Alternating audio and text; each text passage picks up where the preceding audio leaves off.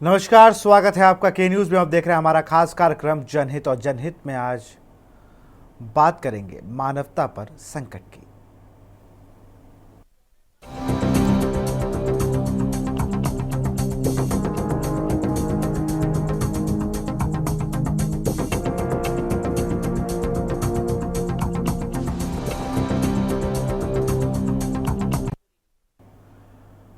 अग्नि के 7 फेरे लेकर जन्म जन्म का साथ निभाने की कस्में खाकर विवाह के बंधन में बंधने वाले कलयुगी पति ने कुछ रुपयों के खातिर अपनी पत्नी की न केवल इज्जत दांव पर लगा दी, बल्कि कर्ज की रकम के बदले पत्नी को दूसरे व्यक्तियों से अवैध संबंध बनाने को मजबूर करने लगा। पत्नी के ना मानने पर उसको जमकर पीटा। इतना ही नहीं, हैवानियत की सारी हदें पार करते हुए पत्नी के प्राइवेट पार्ट पर भी डंडे से घाव कर दिया। कलयुगी पति की यह हृदय विदारक घटना है रामपुर के केमरी थाना क्षेत्र की। महिला अपने दुख भरी दास्तान को लेकर पुलिस के पास पहुंची, लेकिन कोई सुनवाई नहीं हुई। आखिर आला अधिकारी से गुहार लगाने पर उसे रिपोर्ट दर्ज कराने का आश्वासन मिला। इस विषय पर पीड़ित महिला अनीता ने बताया, मेरे साथ यह हुआ, मेरे घर वाले दारू पीकर आए थे और 2 आदमियों को साथ लेकर आए थे और मेरे घर पर 2 आदमी बैठे हुए थे दारू पिए हुए। मैं घर पर गई तो एक आदमी को घर में ढकेल दिया और मेरे साथ गलत संबंध बनाने के लिए कहा। मेरे पति ने जब से मैंने मना किया तो वह आदमी तो चला गया। मैं जानती नहीं थी, मेरे साथ मारपीट करी। मारपीट करने के बाद मेरे जेठ और जेठानी को पता चला तो मेरी जेठानी ने यह कहकर इसे मारो, अगर नहीं मानती है तो मेरे जेठ ने भी यही कहा और अशब्द कहे। मुझे गांव के लोगों ने आकर बचाया, मेरे बहुत जगह डंडे मारे गए। क्या कुछ कहा पीड़िता ने, ये आप खुद सुनिए। नहीं था। नहीं तो क्या हुआ पूरी बात? मेरे साथ में ये हुआ था। मेरे मेरे घर वाले दारू पी के आए थे, 2 आदमियों को साथ लेकर आए थे। मेरे घर पे बैठे थे 2 आदमी, उन दारू पिए हुए थे। रात के 8 बजे मैं घर में गई थी। एक आदमी को घर में ढकेल दिया। मेरे साथ गलत सलूक बनाने के लिए कहा था मेरे पति ने। जब मैंने मना किया था तो वो आदमी तो चले गए थे, मैं जानती नहीं थी, और मेरे साथ मारपीट करी थी। कुछ देर के बाद मारपीट करने के बाद मेरे जेठ को पता चला, मेरे जेठानी को पता चला, सब गांव के लोगों को पता चला, तो मुझे आके बचाया। पर मेरी जेठानी ने ये कहा था कि मालो साल नहीं मानती है तेरा कहना तो, और मेरे जेठ ने भी यही कहा था। हाँ, तो मुझे गांव के लोगों ने आके बचाया। और सर साहब बहुत मारपीट करी थी। जब बचाने के कारण मैं घर में चले गई भाज के, तब भी मेरे साथ मेरे पति ने फिर भी मारा मुझे। जहाँ तहाँ डंडे मारे, गलत जगह ने भी मेरे डंडे मार दिए। कहाँ पे डंडे? पेट में भी मारे थे और जहाँ तहाँ सब में मारे थे। मेरे पूरे शरीर पे चोटों के निशान भी हैं सर। और ये ऐसा क्यों और करते हैं पति तुम्हारे, क्या हो रहा सर बात बात पे मारते हैं। जब मैं कुछ भी कह देती हूँ तभी मारते हैं, कोई बात समझाने की या कैसे। और जब मैंने थाने में तहरीर लिखाई तो मेरी कोई सुनवाई ना हुई। और जब मेरे मम्मी है? नहीं, पापा, ये मुझे बताइए, जो आपने तो ये पति के साथ जो जिसको दोस्त आए थे वो क्या चाह रहे थे, क्या करना चाह रहे सर मेरे पति ने बिन से पैसा ले रखे थे। मुझसे ये कह रहे थे गलत संबंध तू बनाएगी, पैसा उतारेगी। तो मैंने मना करने पे मेरे मार तोड़ शुरू कर दी। देखिए, इस संबंध में आवेदक द्वारा थाना कैमरी पर तहरीर दी गई है, उसका चिकित्सीय उपचार कराया गया है। साथ ही साथ प्रार्थना पत्र में दिए गए तथ्यों की जांच कर प्रथम सूचना रिपोर्ट दर्ज किए जाने हेतु थाना प्रभारी कैमरे को निर्देशित किया गया है।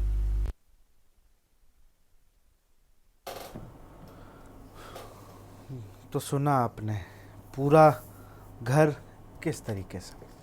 चर्चा करेंगे इसी में। हमारे साथ श्वेता दुबे है, भाजपा नेता है। बहुत बहुत स्वागत है आपका। किरण मिश्रा है, सामाजिक कार्यकर्ता। किरण मिश्रा के पास चलूंगा, श्वेता जी फिर श्वेता जी के पास। किरण जी, इस समाज को हमारे हो क्या गया है? शराब नशा ऐसा नहीं है कि शराब कोई आज ही 10 साल पहले शुरू हुई हो, तो आदिकाल से चली आ रही है। लेकिन घटनाएं जो हैं ये मुझे लग रहा है ये 2000 के दशक से शुरू हुई हैं। इसका क्या उद्देश्य है लोगों का? कैसे लोग इतनी शराब के पीछे पागल से हैं कि शराब के नशे में कुछ भी कह रहे हैं, कुछ भी कर रहे हैं? इसमें चेहरा आता रहेगा मेरा। तो आपका जो वॉइस डिस्टरबेंस आ रहा है, इसकी वजह से पूरा क्वेश्चन मैं सुन नहीं पाई हूँ। मैम मैं फिर से आप मुझसे कह रही है मैम?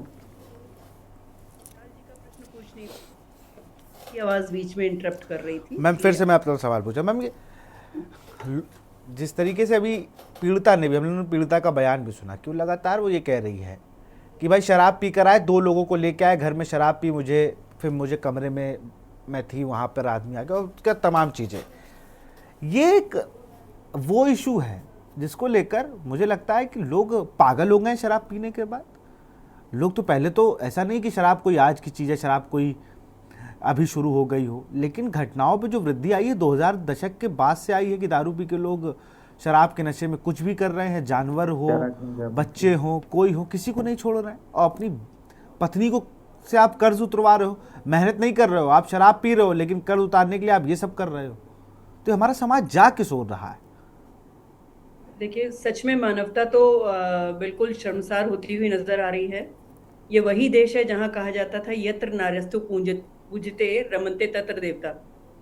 कलयुग में मैथिली शरण गुप्त जी शायद बिल्कुल सही लिख गए हैं। अबला जीवन हाय तुम्हारी यही कहानी, आंचल में है दूध और आंखों में पानी। ये वही स्थिति आ रही है कि 3 बच्चों को पालने के लिए वो गिड़गिड़ा रही है, रो रही है, लेकिन नशे का आदि एक पति जो जुआ भी खेलता है, यानी अवगुणों में उसका कोई कमी नहीं है, और उसका परिवार जो है बजाय इस अबला का साथ देने के उसका साथ दे रहा है। जैसा कि पीड़िता ने बताया कि उसकी जेठानी ने भी कहा मारो। जेठानी शायद ये भूल गई कि वो भी एक महिला है। पहली चीज तो सबसे पहला दंड तो पति को तो छोड़िए, वो उसको तो बात की बात है, उसको तो जिंदा रहने का अधिकार नहीं है, पर जेठानी को तो ये सोचना चाहिए कि वो भी एक महिला है। कल को अगर उनके साथ ऐसा हो रहा होता तो क्या होता? एक तो ये प्रश्न होता है। दूसरी बात ये आती है जो आपने प्रश्न किया कि नशे में व्यक्ति जो है वो भूल जाता है, अपने बच्चों के साथ, पत्नी के साथ, सबके साथ दुर्व्यवहार करता है। नशे में व्यक्ति कुछ नहीं भूलता है सर। अगर भूल रहा होता तो वो अपने घर नहीं पहुंचता। उसे घर याद रहता है, उसे ये याद रहता है कि उसकी पत्नी कौन है। वही दुर्व्यवहार उसने अपनी भाभी या अपनी माँ या अपनी बहन के साथ क्यों नहीं किया? इसका मतलब ये है कि नशा जो है वो सिर्फ बहाना है। एक्चुअल में जिसको प्रताड़ित करना है उसको ही प्रताड़ित करना है। सीधी बात ये है। नशे में आदमी कुछ भी भूलता नहीं है। वो अपने पैसे कैसे संभाल के ले आता है? वो अपनी साइकिल, अपनी स्कूटर, अपनी बाइक, अपनी घड़ी, अपनी एसेसरीज, अपना मोबाइल कैसे संभाल के ले आता है? अगर वो नशे में है तो सब कुछ भूल जाना चाहिए ना उसे। पर ऐसा कुछ नहीं होता है विशाल जी। मुझे ऐसा आज तक कोई भी केस नजर नहीं आया कि दारू पीने के बाद आदमी घर ना पहुंचा हो। आदमी अपने ही घर पहुंचा, दूसरे घर में नहीं पहुंचा, पड़ोसी की बीवी के पास नहीं पहुंचा। तो इसका मतलब पहली चीज तो यह है कि नशा मदहोश कर देता है कुछ चीजों, कुछ जगहों पर ऐसा नहीं करता कि वो होश में ही ना रहे और ये सारे कुकृत्य करे। दूसरी बात, कर्जा खुद ले रहे हैं, जुआ खुद खेल रहे हैं, सारे अवगुणों की खान खुद हैं, और कर्जा उतारने के लिए बीवी, वो बीवी जिसने ये कसम खाई थी अग्नि के सामने, अग्नि के साथ फेरे सनम हम तो हुए तेरे। जब हम तुम्हारे हो गए हैं तो तुम हमारे साथ ऐसा दुर्व्यवहार करोगे? विशाल जी, मैं आज एक बहुत बड़ा रहस्य खोल रही हूँ। एक पिता अपनी जवान बेटी का विवाह एक जवान बच्चे के साथ करता है। क्यों करता है? उसकी बात आती है कि वो पिता अपनी बच्ची को बहुत प्यार से पालता है।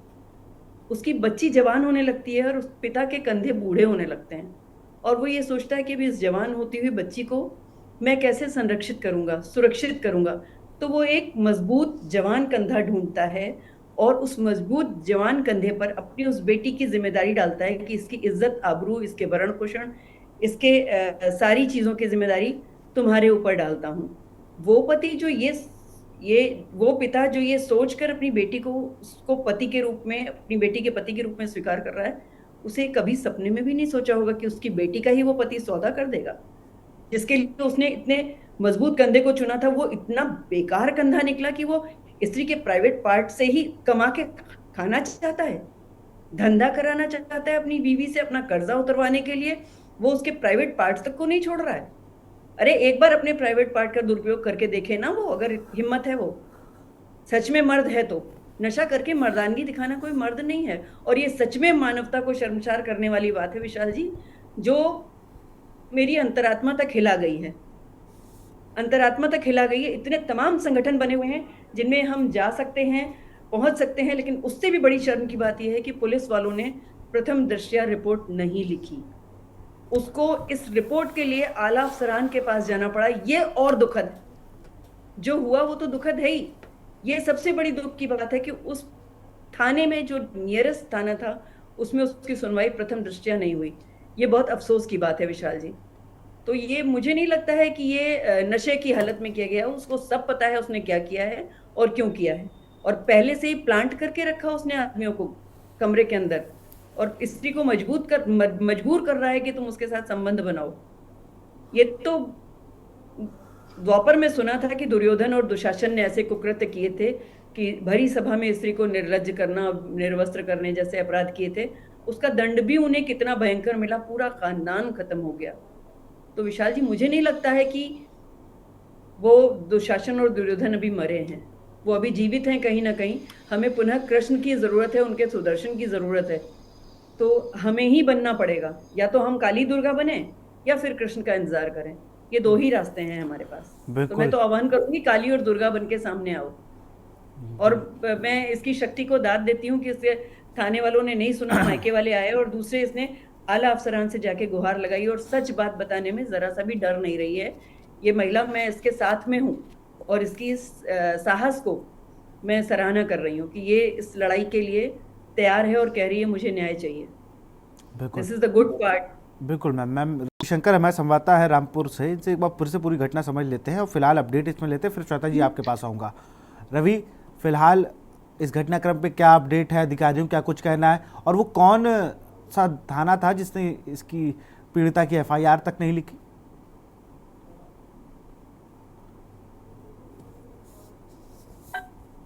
उनके थाना कैमरी का है, जहां एक ऐसा मामला प्रकाश में आया है जहां एक विवाहित महिला को उसके पति द्वारा दूसरे व्यक्तियों से संबंध बनाने और अपना कर्जा उतारने के लिए मजबूर किया जा रहा है। आलम यह है कि पति उसे शराब के नशे में आए दिन मारता है, पीटता है, लेकिन वो विवाहिता जो अपना घर बसाना चाहती है, जो अपने परिवार को चलाना चाहती है और मजबूर होकर सारे दुख सह रही है, लेकिन वो कब तक इन दुखों को सहे और कब तक इन दुखों की जो है पीड़ना को सहे, क्योंकि वो चाहती है कि एक दिन तो ऐसा आएगा जो उसके लिए अच्छा होगा, एक दिन तो होगा जो उसे अच्छी खबर लेकर आएगा। काश उसके वो दिन समाप्त नहीं हो रहा है और मजबूरन उसे SP के सामने गुहार लगानी पड़ी है। ये मामला थाना कैमरी का है, जहां की पीड़िता ने SP से गुहार लगाई है कि उसके पति द्वारा शराब के नशे में उसे आए दिन पीटा जाता है, उसके साथ अत्याचार किया जाता है, यहाँ तक कि दूसरे व्यक्ति जिनका कर्जा उस व्यक्ति पर था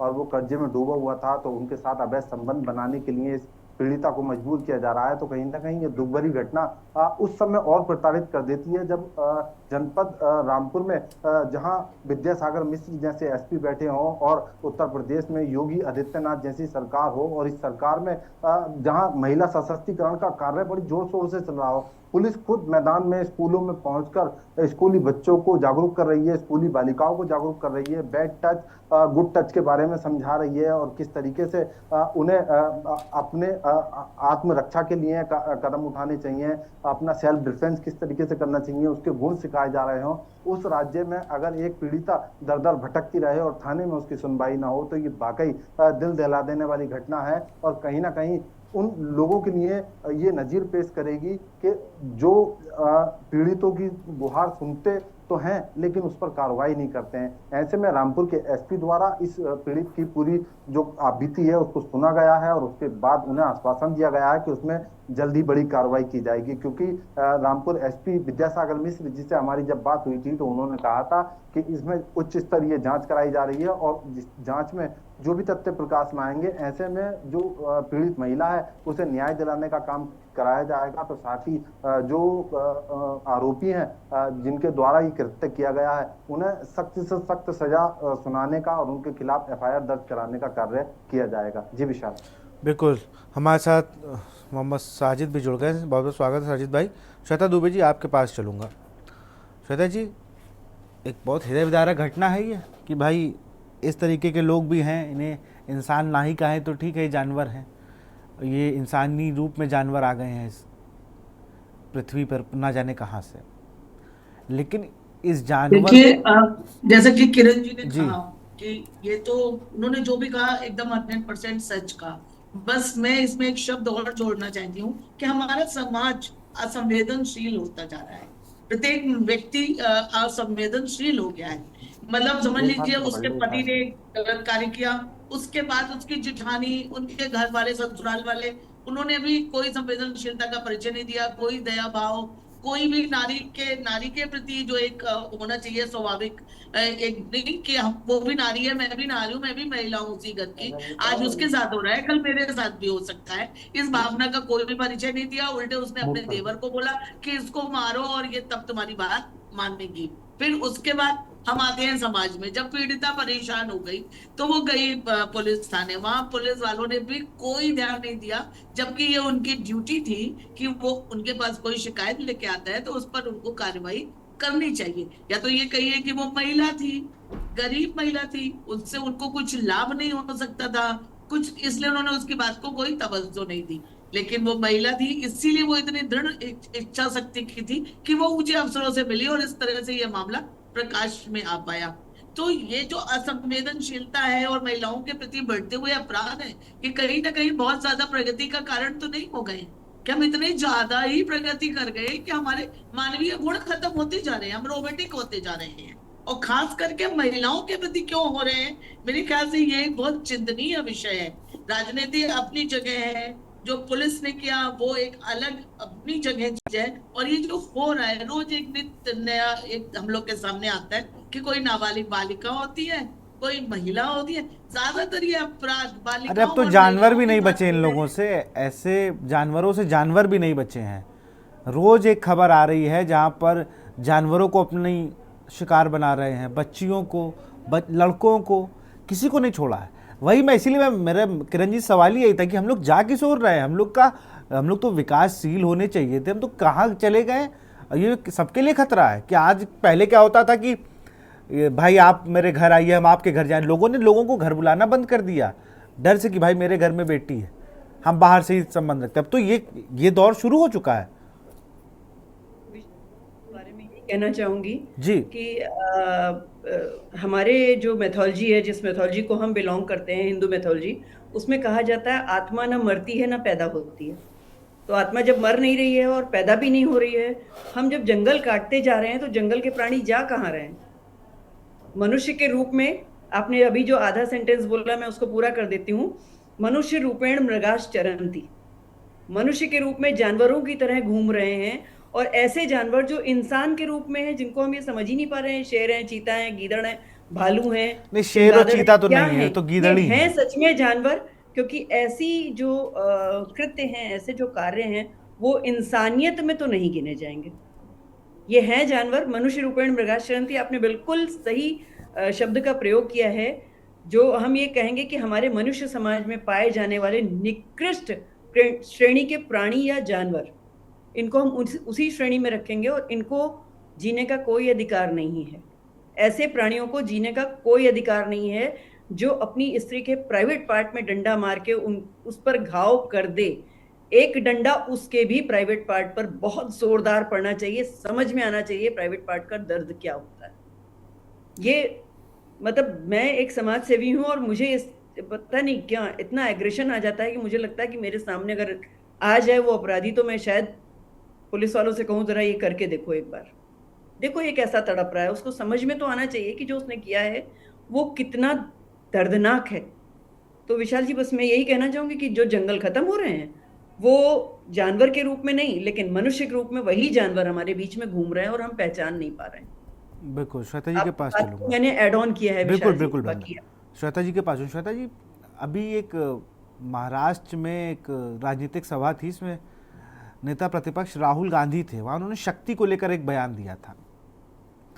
बड़ा हो हल्ला मचा कि भाई शक्ति हमने देवी स्वरूप महिलाओं को कही है। उसके बाद हम ही लोग मातृ शक्ति करके कार्यक्रम चला रहे, यही पुलिस चला रही है। जिस थाने में एफआईआर नहीं हुई, वो थाने पर ये कहा गया, रविशंकर उस बात को कंफर्म कर देंगे, कि अभी वो माँ शक्ति वाले कार्यक्रम में निकले हुए हैं, ऐसा कुछ कहा गया। अब उसी जिले में माँ शक्ति की बात हो रही है, एक दिन का डीएम, एक दिन का एसपी और कमिश्नर और सांसद विधायक सब बनाया जा रहा है जी। और एक व्यक्ति जो जुए और शराब का लती है वो अपनी पत्नी को बेच रहा है। क्या भरोसा, उसकी बेटी होती तो उसे भी बेच देता, क्योंकि उसको तो कर्जा अदा करना है। और अभी भी सिर्फ आश्वासन मिला है एफआईआर का, अधिकारी कोई लगे वो हैं नहीं जांच में। श्वेता जी। क्या कहा जाए, और जो उनका कर्जा हुआ है ना, वो भी कोई भले कार्य के लिए नहीं हुआ है। वो भी उन्होंने ये सब नशा वशा किया होगा, इसी के कारण हुआ है। और हमारी पुलिस देखिए, लकीर की फकीर हो गई है। शक्ति मिशन पर जा रहे हैं काम करने, और सामने पीड़िता आ रही है, उसका वो कुछ सुनवाई नहीं कर रहे। तो कहाँ से मात्र शक्ति मजबूत होगी? कैसे जो हम कार्यक्रम चला रहे हैं, वो कार्यक्रम अपनी पूर्णता को प्राप्त होंगे? सरकार कितना भी कुछ कर ले, जब तक जन जन तक ये बात नहीं पहुंचेगी, हम सब आप अपने मानस में इस चीज को नहीं उतारेंगे, कि तब तक ये कार्य असंभव ही रहेगा। सिर्फ पेपर वर्क होगा, सिर्फ बोला जाएगा, फोटो खींचेगी, और होगा इसमें कुछ भी नहीं, क्रियान्वयन नहीं हो सकता है ये। चलिए, मोहम्मद साजिद जुड़ चुके हैं सपा से। साजिद भाई, आवाज़ आ रही है आपको? साजिद भाई जी, मुझे आपकी आवाज आ रही है विशाल जी। विषय आपको तो मेरी आवाज आ रही है? बिल्कुल बिल्कुल जी, मुझे आप बिल्कुल आ रही है आपकी आवाज़। साजिद भाई, सामाजिक मुद्दा है और ये की आवाज आ रही है? बहुत महत्वपूर्ण मुद्दा इसलिए भी है जी, हम, क्योंकि इस एक मुद्दे ने पूरे जिले की कलाई तक खोल के रख दी है। हर शनिवार को, दूसरे या तीसरे शनिवार को समाधान दिवस होता है, वहाँ पर लोग जाते हैं, अपनी शिकायत करते हैं, जिस पे बड़ी बड़ी रिपोर्टें लगती हैं। एक IGRS का पोर्टल है जहाँ पर जिले की रेटिंग होती है, जिला कितने नंबर पर है। आजकल शिकायत करने के नए नए दौर शुरू हो चुके हैं। थानों में हर हफ्ते, हर महीने एक डिटेल बनती है कि भाई कितनी FIR लिखी, महिला डेस्क बनाई गई, बहुत सी चीज़ें हैं। लेकिन उसके बाद भी जो खौफ है वो नहीं है। अब ये जानवर रूपी लोग हैं। एक सेकंड आपको रोकूंगा साहिद भाई। विद्यासागर हैं SP रामपुर, हमारे साथ जुड़ गए। सर, बहुत बहुत स्वागत है आपका के न्यूज़ में। सर, ये जो घटना है, इसको लेकर क्या अपडेट है? FIR क्यों नहीं लिखी गई पहले? लिखी जा चुकी है और जांच के बाद FIR लिखी गई है। कुछ चीज FIR में बताएगी, उसके हिसाब से इन्वेस्टिगेशन चल रहा है। सर, बड़ा सवाल ये कि 4 दिन लग गए इस FIR में। नहीं, देखिए कैसा है कि एक समय आपको जानकारी होनी चाहिए। जांच के उपरांत भी लिखने का प्रावधान है। चीजें ऐसी होती हैं कि पारिवारिक मामले हैं, पारिवारिक मामले सर, कोई गिरफ्तारी हुई है क्या इस पर? अभी कोई गिरफ्तारी नहीं। बहुत बहुत शुक्रिया विद्यासागर जी से जुड़ने के लिए। चलिए, 4 दिन बाद जांच हुई है, फिर FIR हुई है, और 4 दिन में अभी तक जांच में सिर्फ FIR होने की पुष्टि हो पाई है, गिरफ्तारी अभी भी नहीं हुई है। साजिद भाई, आपके पास आऊँगा। रविशंकर, अभी विद्यासागर जी जुड़े, SP है रामपुर के, उन्होंने तो कहा 4 दिन है, पारिवारिक मामला है, 4 दिन FIR, 4 दिन बाद इसकी FIR आई। उन्होंने बात ये खुद कबूल ली है। गिरफ्तारी होने में क्या दिक्कत आ रही वो विशाल, बिल्कुल देखिए, जिस तरीके से रामपुर SP विद्यासागर मिश्र जी बता रहे थे कि जांच जो है इस प्रकरण में हो चुकी है और कहीं ना कहीं FIR इसमें कराई जानी है, ये अपने आप में एक चुनौती है रामपुर प्रशासन के लिए कि क्यों इतनी देर हो रही है और क्यों इस तरीके से एक पीड़ित महिला को न्याय के लिए दर दर भटकना पड़ रहा है। SP अगर इस बात की पुष्टि कर रहे हैं कि उनके मामले की जो जांच है वो पूरी हो गई है, ये शुक्र मनाना चाहिए उस पीड़िता को कि आखिर रामपुर के SP ने उसकी पीड़िता की जो गुहार है वो सुनी है, और कम से कम जांच तो हुई है। FIR तो अभी पता नहीं कितने दिन बाद होगी और किस तरीके से इस पर कार्रवाई होगी, लेकिन जांच का दायरा अगर पूरा हो चुका है तो कहीं ना कहीं इसमें FIR जरूर होगी। और जिस तरीके से पीड़ित महिला लगातार अपनी गुहार लगा रही है, मदद की गुहार लगा रही है और दर दर भटकती फिर रही है, तो कहीं ना कहीं ये चुनौती है और शासन प्रशासन के लिए। क्यों रामपुर जिले की नहीं, पूरे प्रदेश की बात कर रहे हैं। महिला सशक्तिकरण का जो प्रोग्राम है वो बहुत जोर शोर से चल रहा है। ये चलता रहेगा, ये लोगों का चलता रहेगा। आपको रोकूंगा रवि। ये महिला सशक्तिकरण और तारे, ये सब सिर्फ फोटो खींचने के प्रोग्राम है, रील बनाने के प्रोग्राम है, और थोड़ा बुके वालों को पैसा ऐसा मिल जाता है उससे, उसी प्रोग्राम है। वरना एक दिन का SP क्या फैसला ले सकता है, क्या दिखाना चाहते हो आप? आपका विजन बहुत अच्छा होगा, लेकिन अगर जिले में ये हो रहा है, नहीं, इसी रामपुर में बकरी चोरी की FIR लिखी गई है, इसी रामपुर में मंत्री की भैंस ढूंढने पूरा पुलिस लग गई थी, इसी रामपुर की तो घटना थी वो। इसी रामपुर में एक दिन में 14 FIR लिख जाती है एक आदमी के ऊपर। 4 दिन हो गए, 96 घंटे हो गए कि FIR नहीं लिखी गई। साजिद भाई, जी श्वेता जी आऊंगा या साजिद जी से भी जवाब ले लूं। साजिद जी तो रामपुर को अच्छे से समझते विशाल हैं। जी मैं ये बता रहा था कि पूरे यूपी में आवाज देखिए विशाल जी, भारतीय जनता पार्टी की सरकार में महिलाओं पर सबसे ज्यादा अत्याचार हो रहे हैं। आप ये समझिए, ये तो लेकिन कानपुर में तो करवा चौथ मनाने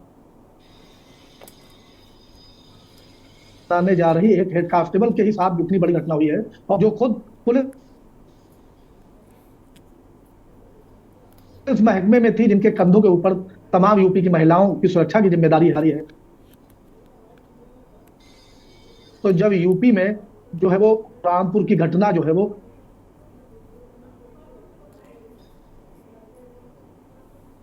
कितनी गंभीर घटना है, इस पर तो जो एफआईआर नहीं हुई, क्यों नहीं हुई, क्या कारण है? उस ऐसे लोगों के भी खिलाफ जांच के बाद जो है वो कार्रवाई होनी चाहिए, जो भी दोषी पुलिसकर्मी हो, और उसके पति के खिलाफ तो कड़ी से कड़ी कार्रवाई होनी चाहिए, जिससे कि ऐसे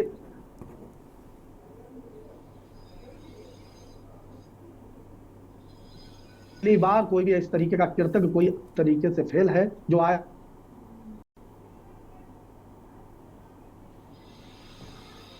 थे कि महिलाओं के सम्मान में भारतीय जनता पार्टी तेजी से बढ़ रहे हैं। साजिद जी आपके नेटवर्क इशू है, श्वेता जी के पास चलूंगा। श्वेता जी और यहाँ रुकते छोटे से ब्रेक के लिए। ब्रेक के बाद आपका स्वागत। सीधे रुक करते हैं भाजपा नेता श्वेता दुबे का। श्वेता जी, महिला शक्तिकरण को लेकर आप लोग तमाम बातें करते हैं, लेकिन एक तो उसकी तस्वीर ये भी है और ऐसी अन्य जिलों से भी खबरें हैं। कानपुर की घटना की बात कर ली जाए, या रोज ही आप खुद ही बता रही हैं कि भाई रोज हमें कहीं ना कहीं सुनने को मिल रहा है। श्वेता जी देखिए, अगर मैं सपा के प्रवक्ता की तरह बोलूं तो मैं कह दूंगी कि हम लोग जैसे कह सकते हैं कि जब भी सपा की सीटें ज्यादा आती है तो अपराध निश्चित रूप से बढ़ता है। और आप एक चीज, मैं ये खैर राजनीतिक उससे बात नहीं करना चाहती हूँ क्योंकि ये महिलाओं से जुड़ा हुआ मामला है और मैं इस पर राजनीतिक रंग न देके एक सामाजिक मुद्दा है और इसको हमें संवेदनशीलता के साथ बात करनी चाहिए। इसमें पार्टी वाइज बात नहीं करनी चाहिए।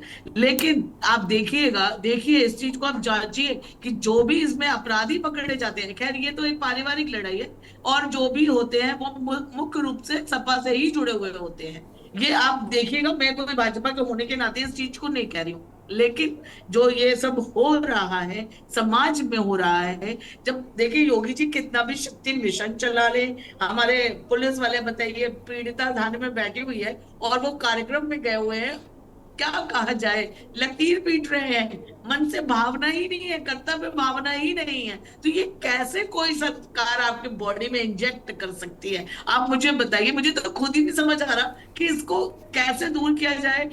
हमारे मुख्यमंत्री जी पूरा दृढ़ प्रतिज्ञ है कि महिलाओं का सम्मान होना चाहिए और मतलब जो भी मामला संज्ञान में आता है वो उसमें बहुत कठोर कदम भी उठाते हैं। लेकिन इतना बड़ा सूबा है, इतने गांव, इतने शहर, इतने चीजें हैं कि जब तक ये एक जैसे जन जागरण, जन आंदोलन का रूप ले कि हमें महिलाओं की रक्षा करना है, हम सब जागृत हो, हमें महिलाओं को भी जागृत होने की आवश्यकता है। हम दूसरे के सहारे बैठे रहेंगे कि पुलिस हमारे आप में न्याय दिलाएगी तो हमें कभी नहीं मिल पाएगा। हमें अपने अधिकारों के प्रति सजग होना पड़ेगा। जैसे वो बाद में गई, अगर वो पहले ही थोड़ा सजग हो जाती, जब उसका हस्बैंड ड्रिंक करता था और मारता पीटता था, तो शायद बात इतने निचले स्तर तक नहीं जाती।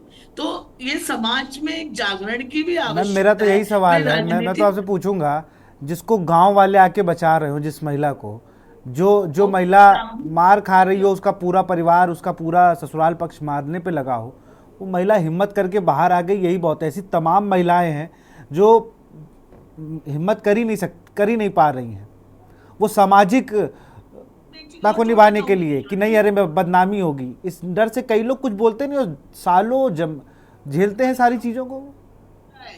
वो अंदरूनी तौर पे हो रहा है, वो हमारे आपके सामने नहीं आ रहा है। लेकिन ये जो चल रहा है ना महिलाओं के प्रति, ऐसा नहीं है कि ये सिर्फ निचले वर्ग में हो रहा है, ये अच्छे संभ्रांत लोगों में भी हो रहा है। मतलब महिलाओं के प्रति जो एक भावना है इसको बदलने की आवश्यकता है। हम उनको ये क्यों समझते हैं कि ये हमसे कमजोर है, हम इनको मार सकते हैं, इन पे किसी भी तरह का अत्याचार कर सकते हैं। मैं जहां तक कहना चाहूंगी अभी तक कोई ऐसा कानून नहीं बन पाया है जो पुरुषों के प्रति, पुरुषों में इस चीज के प्रति एक कोई ऐसा भय पैदा करे कि वो ऐसा करने से पहले 10 बार सोचे। अभी हमें इसकी आवश्यकता है। अब ये कैसे हो सकता है, ये एक विचारणीय प्रश्न है।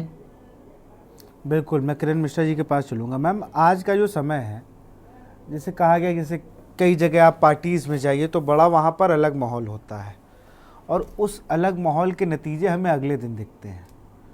आजकल की पार्टीज उस तरीके की नहीं रह गई, चाहे वो बर्थडे पार्टी हो, किटी पार्टी हो, कोई भी पार्टी हो। उसके नतीजे में अगले दिन या तो आपको फ़ोन आ जाएगा या फ़ोन की देखो फला ने ऐसा ऐसा कर दिया, ये हो गया, मैं जा रही हूँ कंप्लेन करना है, या ये प्लांटेड था, मुझे जानबूझ के बुलाया गया। तो आजकल ये चीज़ें आम हो चुकी हैं। पुलिस भी पहले तो ये करती है कि पहले नहीं, आप लोग बैठ के बात कर लीजिए, जो हो सॉर्ट आउट कर लीजिए, वरना फिर हम अपने हिसाब से देखेंगे। तो इस पूरी प्रक्रिया में कम से कम 8-10 दिन निकल जाते हैं। फिर 156(3) का मुकदमा कोर्ट से कह के FIR लिखवाई जाती है, फिर वो कोर्ट में वकील के थ्रू जाएंगे और फिर वो आखिरी में जाके ना जाने क्या क्या होता है उसमें। तो आजकल जो कानून बना है उसको भी सही से प्रोसेस में नहीं ला पा रही है पुलिस, और ना लोग लाना चाह रहे हैं, क्योंकि लोग सज़ा दिलवाने जा ही नहीं रहे हैं। लोग जा रहे हैं कॉम्प्रोमाइज़ करने, और जब वो कॉम्प्रोमाइज़ करते हैं तो जो भी गलत काम करता है उसकी हिम्मत बढ़ती है, फिर वो आगे के लिए कहता हाँ वो होना तो इसमें यही हम कर सकते हैं। किरण जी। विशाल जी, असल में बात यह है कि इस समय व्यक्ति कम वक्त हो गया है। कम वक्त तो नहीं कहेंगे, कम वक्त हो गया, क्योंकि हर एक के पास समय नहीं है। वो ये चाहता है अरे झंझट खत्म करो, किसी तरह से हम पचड़े में ना पड़े, यार झंझट खत्म करो, अरे होगा यार, हो गया, जाने दो, मतलब टेक इट फॉर ग्रांटेड लेके उसको छोड़ देता है। जबकि ये नहीं होना चाहिए, जबकि ये नहीं होना चाहिए। बिल्कुल सही है, आप कह रहे हैं कि पार्टियों का रुख बदल गया है। उसका एक कारण ये है कि न्यूक्लियर फैमिलीज बढ़ गई हैं। न्यूक्लियर फैमिलीज बढ़ जाने से हम जो घरों में आपस में हम लोगों ने जो परिवार देखे हैं, चाचा ताया, मौसी मौसा, बुआ, मामा मामी, सबके साथ में रहे, तो वो एक अपनापन रहता है। अभी जब हम चाचा के घर में बर्थडे पार्टी में जा रहे हैं तो वो चाचा का घर है, मेरा नहीं है। बोलो चाची ने ऐसा कह दिया, अपने बच्चों को ये दिया, मुझे तो ये दिस हैपेंस। लेकिन आपने कहीं ना कहीं इनडायरेक्टली, मुझे लगता है कि मुझसे ये पूछा है कि उसमें भी कुछ ड्रिंक्स, सॉफ्ट ड्रिंक्स और हार्ड ड्रिंक्स चलते हैं, जिसके चलते इस तरह की हरकतें होती हैं। मैं अगर सही समझ रही हूँ आपके प्रश्न को, बिल्कुल मैम, तो बिल्कुल। आपने एग्जैक्टली ये अवश्य पूछा है कि उसमें जो ड्रिंक्स करने के बाद में कुछ कमेंटबाजी हो जाती है, कुछ छीटाकशी होती है, कहीं किसी के साथ हरकत हो जाती है। ऐसी स्थिति में परिवार बैठ के ही सोचता है अरे छोड़ो, अगली बार से उनके यहाँ नहीं जाएंगे, क्योंकि किसी के पास वक्त नहीं है। झंझट मोल लेना आसान है, लेकिन उसको निभाना कठिन, इसलिए व्यक्ति बचता हुआ नजर आता है। मैं इससे पहले कि आपके प्रश्न को आगे ले जाऊं, मैं रवि जी की और जो विद्यासागर मिश्रा जी ने जो बात कही, ये पारिवारिक मामला है, इसमें हम पहले परिवार से बात करेंगे। विशाल जी, मुझे एक बात बताइए, जब बाहर के लोग आकर के आपकी घर में आपकी इस पत्नी को ये कहें कि आप बेच दी गई हैं, आपके साथ मुझे संबंध बनाना है, तो ये मामला क्या पारिवारिक रह जाता है? ये मेरा एक बड़ा प्रश्न है विद्यासागर मिश्र जी से और रवि जी से, जो जिन्होंने बात कही कि पारिवारिक मामला है। ये मुझे नहीं लगता है कि ये परिवार के बाहर गया हुआ मामला है। अगर पारिवारिक होता तो वो एसपीसीटी तक पहुंच जाती महिला। वो महिला तब निकली है जब ये परिवार के बाहर बात गई है। उस महिला ने परिवार की इज्जत बराबर बचा के रखी। जब बात उसकी इज्जत पर आ गई है तब वो महिला बाहर गई है। मुझे जहां तक लग रहा है, ये सारा कुछ सुनने के बाद, महिला का मतलब ही होता है माँ हिला। माँ मतलब नहीं, हिला मतलब हिल सके। जो किसी भी प्रलोभन से ना हिल सके, एक्चुअल में वही महिला है। और जब वो प्रलोभन से नहीं हिली और उसे लगा मेरी इज्जत तार-तार हो जाएगी, तब परिवार से बाहर वो तब गई है। तब तक उसने अपने परिवार की इज्जत को बचा के रखा, विशाल जी, और ये उसके महिला होने का सशक्त प्रमाण है। दूसरी तरफ श्वेता जी ने जो कही बातें बिल्कुल सही कह रही हैं श्वेता जी, कि हम एक महिला होने के नाते सोचें। योगी जी का महिला सशक्तिकरण चल रहा है, नो डाउट। हम रात को 11 बजे 12 बजे भी बहुत आराम से अपने घरों में पहुंच रहे हैं। सड़कों पे उस तरह की ऐसी घटनाएं नहीं हो रही हैं। परिवार के अंदर हो रही है घटना, वो बेचा जा रहा है, खरीद फरोख्त हो रही है, वो भी नशे का एक बहाना लेकर के। तो ये विशाल जी बहुत दुखद है और इसके लिए कानून बनना चाहिए, इसके लिए कानून बनना चाहिए। और कानून बनने से मतलब नहीं है, कानून लागू होना चाहिए, ऑन ग्राउंड दिखना चाहिए। ऑन पेपर तो बहुत कुछ है, ऑन पेपर तो बहुत सारे संगठन है, अखिल भारतीय महिला सम्मेलन है जिन्होंने फोन नंबर भी दे रखा है 23381165। संयुक्त महिला कार्यक्रम चल रहे हैं JWP के, उनका फोन नंबर भी दिया हुआ है 24314821। स्त्री बल भी हमारा चल रहा है एक संगठन, जिसका फोन नंबर भी उन्होंने दे रखा है 26164113। एक शक्ति शालिनी चल रहा है 24312483। ये सब एनजीओ काम कहाँ करते हैं, ये सब कहाँ करते देखिए मैं। कौन विशाल जी? वो महिला जिसके पास हमें नहीं लगता कि फोन भी रहा होगा, वो इज्जत बचाती रही। आप बताइए विशाल जी, हम तो पार्टीज की बात कर रहे हैं, पार्टी शहर में होती है, गांव की महिलाओं रवि ने जब इन महिला से, पीड़िता से इनके पति की फोटो मांगी तो रवि, उन्होंने फोन दिखाया उसमें, तो वो कीपैड फोन था, उनका फोटो ही नहीं है मेरे पास। तो अब बताइए विशाल जी, कितना बड़ा दुर्भाग्य है कि हम एक विकसित देश के निवासी होकर के, जहां की महिला पढ़ी लिखी नहीं होगी, जहां की महिला एडवांस नहीं होगी, वहां का समाज कैसे आगे बढ़ सकता है। दूसरी बात, श्वेता जी से मैं सहमत हूं, आपसे भी सहमत हूं।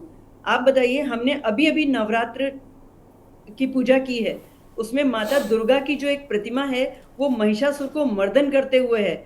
महिष असुर मतलब आधा भैंसा और आधा मर्द, यानी वो भी जानवर का प्रतीक है। व्यक्ति जब जानवर बन जाता है तो उसके लिए महिषासुर मर्दिनी बनना पड़ेगा।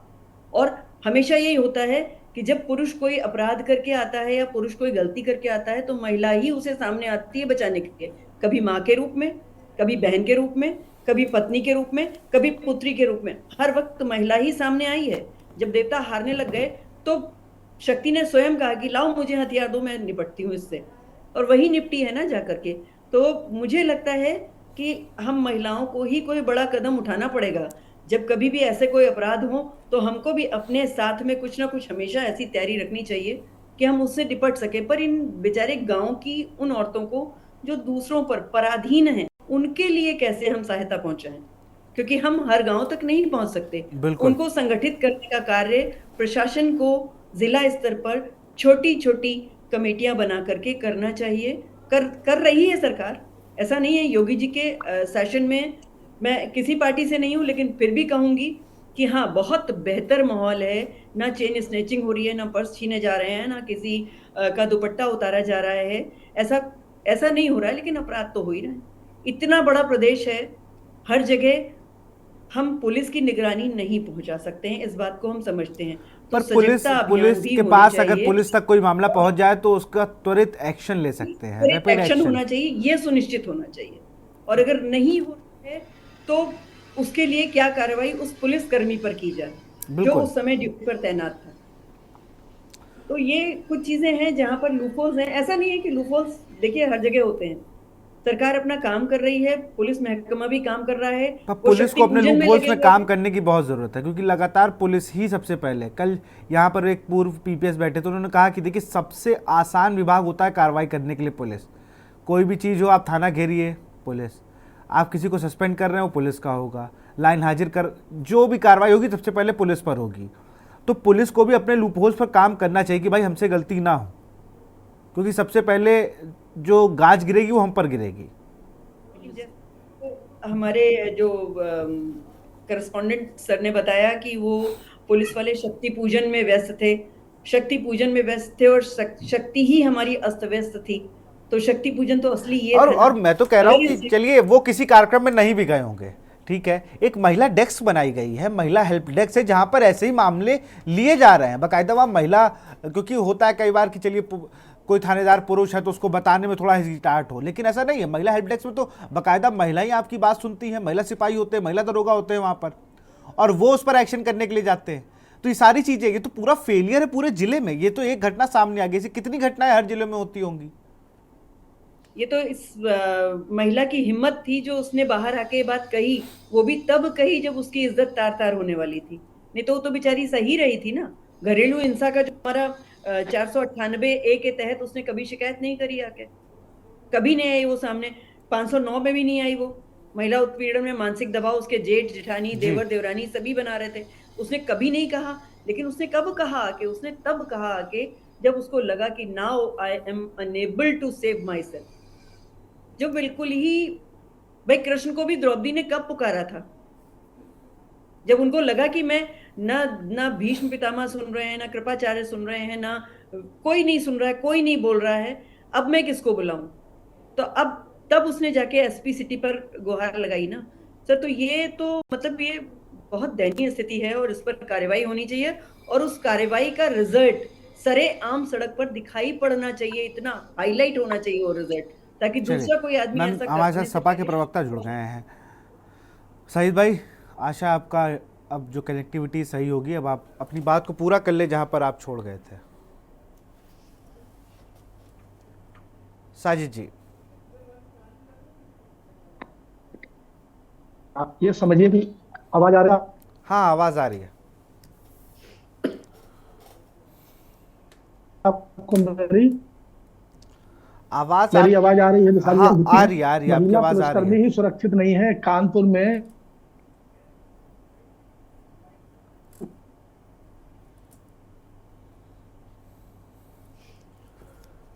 साजिद जी, आपकी आवाज़ हम तक नहीं आ रही। रविशंकर के पास चलेंगे।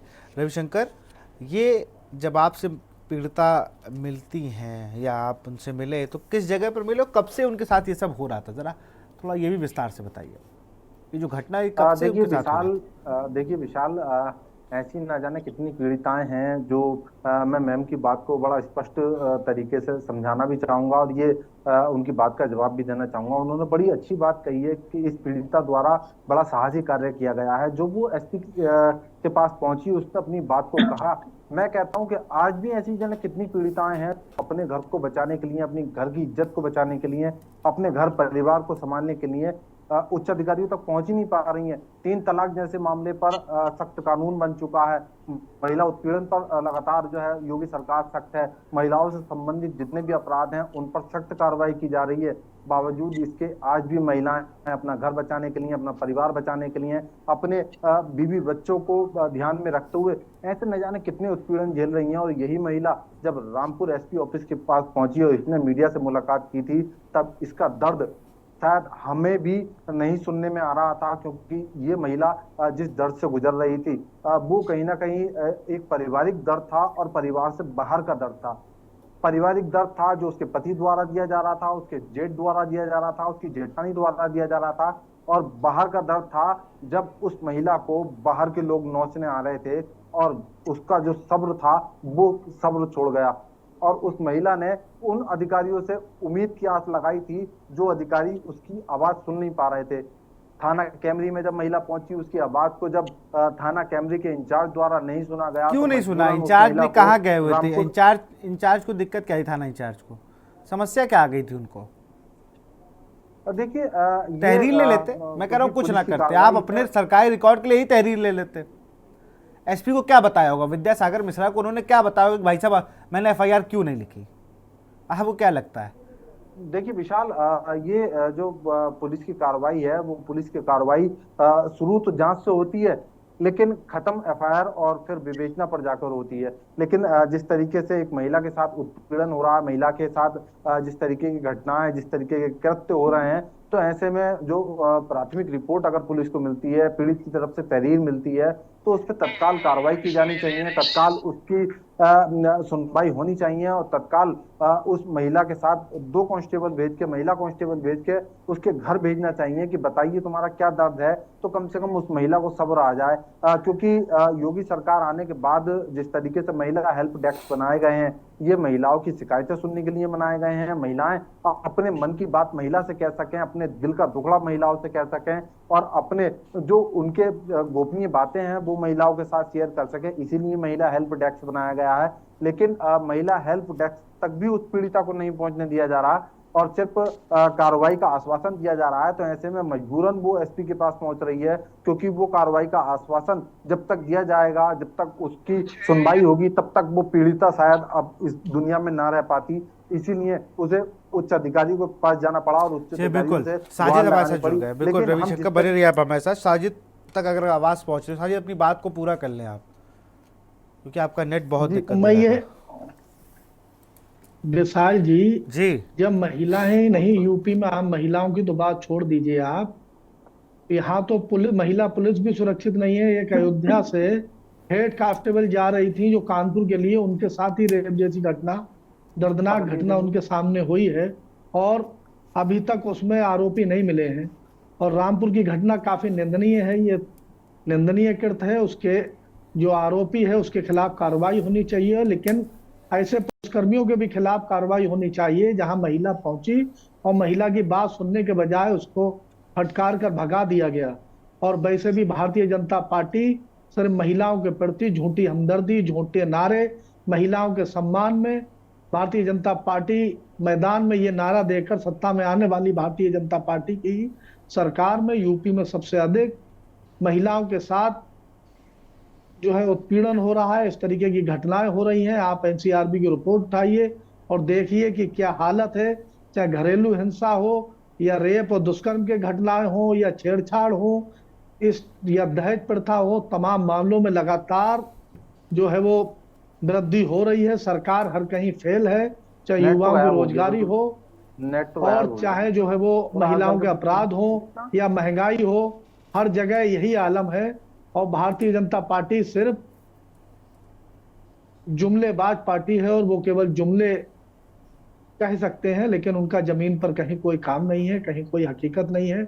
और पूरी यूपी में देखिए, और अभी तक तो यूपी का ही हाल था, अब वो उड़ीसा में पहुंचे हैं और वहां पर भी महिलाओं के साथ, वहां पर तो एक महिला के साथ हाथ बांध कर, उसके पैर बांध कर उसके साथ घटना हुई है।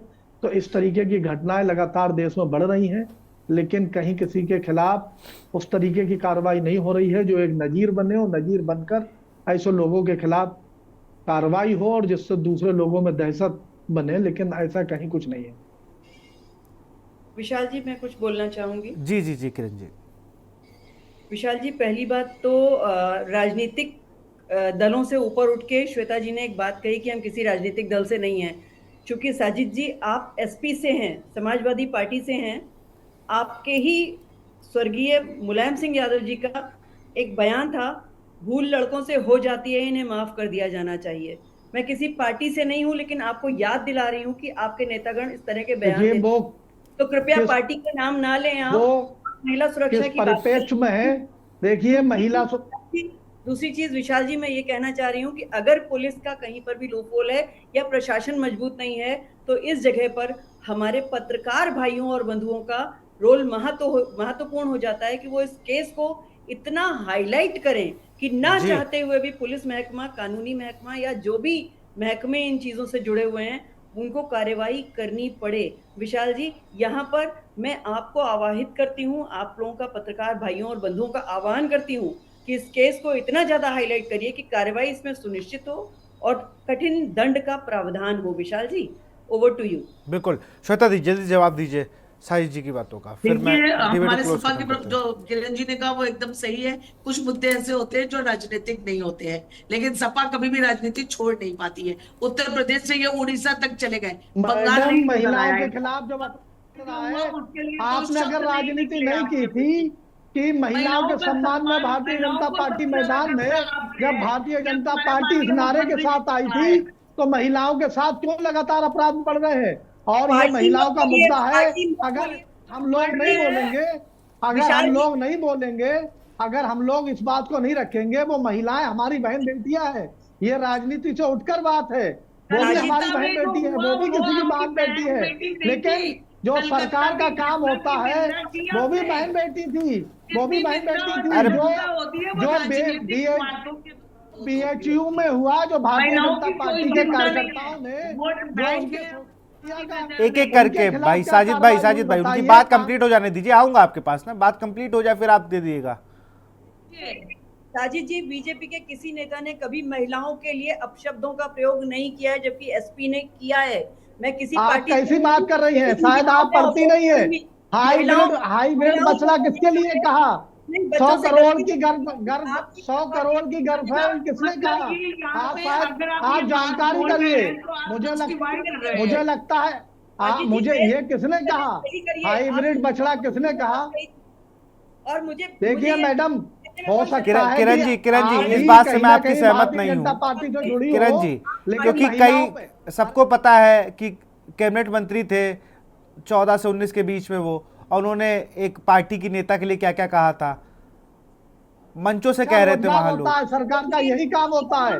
अगर सरकार सरकार किस लिए चुनी जाती है, आप ये बताइए। महिलाओं को सुरक्षा सम्मान नहीं मिलेगा, किस लिए चुनी जाती है? तो और ये एसपी है, किसकी पोस्टिंग होती है? अपराधी सब भारतीय जनता पार्टी की है, सारे भारतीय जनता पार्टी में है जो वॉशिंग मशीन से धुल कर जाते हैं, चाहे भ्रष्टाचारी हो या अपराधी हो। बीएचयू में घटना किसने की थी, पूरे देश को मालूम है, रायपुर से लेके अयोध्या वाली सब दलित आप बालिका के सब सब आपके लोग हैं। जिम्मेदार है। अयोध्या में क्लीन चिट मिल गई है, लैब से भी और कोर्ट से भी, लैब से भी। शायद आप पढ़ती नहीं है, अपडेट रहिए, आपको जानकारी नहीं है। आप शायद सोशल मीडिया, आप केवल सोशल मीडिया यूनिवर्सिटी से ज्ञान नहीं मिलेगा, सोशल मीडिया यूनिवर्सिटी से ज्ञान नहीं मिलेगा, पढ़िए। उनको क्लीन चिट दे दी गई है, उनको क्लीन चिट दे दीजिए। बात होने लगती है तो व्हाट्सएप यूनिवर्सिटी बताने लगती मुझे लगता है कि कहीं किसी संगठन से जुड़ी है, उनको पार्टी से हूँ और मुझे गर्व है कि मैं चलिए चलिए, बहुत बहुत शुक्रिया, बहुत बहुत शुक्रिया किरण जी, आपका बहुत बहुत शुक्रिया, श्वेता जी आपका बहुत, साजिद भाई आपका बहुत शुक्रिया, रवि आप तुम्हारा भी बहुत बहुत शुक्रिया तमाम जानकारी के लिए। तो फिलहाल हम बात कर रहे थे संकट पर, मानवता संकट ही है ये, मानवता पर संकट है। अगर ऐसी घटनाएं आम हो जाएंगी जहां पर कर्जा चुकाने के लिए एक पत्नी को देह व्यापार की ओर भेजा जाएगा, उसे बेचने का प्रयास किया जाएगा, तो सही में हमारा समाज किस ओर जा रहा है, ये सोचने का विषय है और गंभीरता से सोचने का विषय है। फिलहाल जनहित में इतना ही। देखते रहिए के न्यूज़ इंडिया। नमस्कार।